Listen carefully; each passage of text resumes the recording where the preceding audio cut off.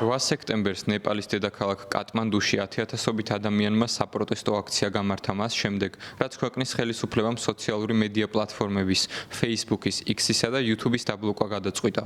მანამდე მთავრობამ პარლამენტში განსახილველად წარადგინა კანონპროექტი, რომლის მიზანიც მათი თქმით სოციალური პლატფორმების სათანადოდ პასუხისმგებლობითა და ანგარიშვალდებულად მართვის უზრუნველყოფაა.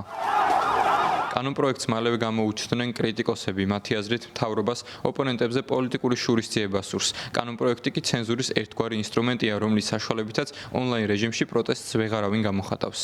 უფლებადამცველმა ჯგუფებმა ეს გადაწყვეტილება მთავრობის მიერ გამოხატვის თავისუფლების შეზღუდვისა და ფუნდამენტური უფლებების დარღვევის მცდელობად შეაფასეს.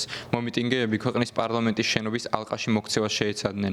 სპეციალური დანიშნულების რაზმებს ცრემლსადენი გაზისა და წყლის ჭავლის გამოყენებით მათი დაშლა სურდათ, თუმცა აქციის მასშტაბურობის გამო მათ უკან დახევა და პარლამენტის შენობისთვის თავის შეფარება მოუწიათ.